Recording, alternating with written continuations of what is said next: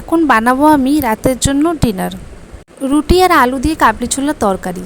দেখো এখানে কিন্তু আমার আটা মাখা হয়ে গেছে। আমি আটাটা সাইড করে রেখে দিয়ে ভেজানো ছোলা ভালো করে ধুয়ে নিয়ে চলে এলাম। প্রেসার কুকারে পরিমাণ মতন জল আর সামান্য লবণ দিয়ে ছোলা আর আলুটাকে সিদ্ধ করতে বসিয়ে দেবো। ওভেনের এক পাশে ছোলা সিদ্ধ বসিয়ে দেবো আর এক পাশে কিন্তু আমি রুটিগুলো করে নেব। তো এখানে আমি তাওয়া বসিয়ে দিয়েছি, তাওয়াটাও গরম হয়ে গেছে।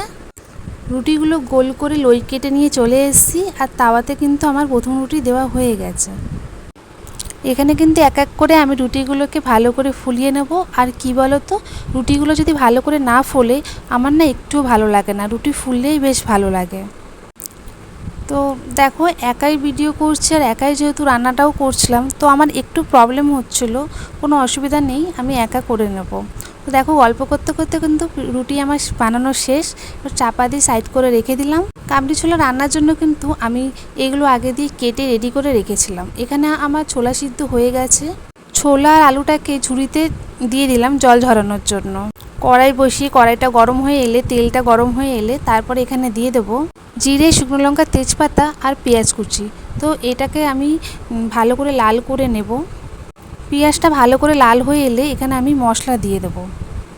আমি যেহেতু এখানে গুঁড়ো মশলা ব্যবহার করি, মশলাগুলো আগে থেকে বাটিতে অল্প জল দিয়ে ভিজিয়ে রেখেছিলাম। লঙ্কার গুঁড়ো, হলুদ আর জিরের গুঁড়ো।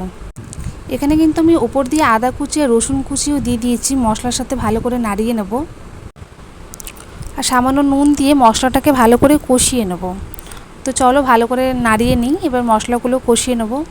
মশলা কিন্তু দেখো কষানো হয়ে গেছে, যেহেতু তেল ছেড়ে দিয়েছে বোঝা যাচ্ছে। তারপরে আমি এখানে সিদ্ধ করে রাখা আলু আর ছোলাগুলো দিয়ে দেবো।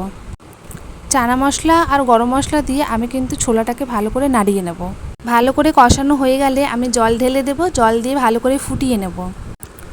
ঝোলটা ভালো করে ফুটিয়ে নিয়ে জলটা একটু শুকিয়ে এলে পরে নামিয়ে নেব। টাটা।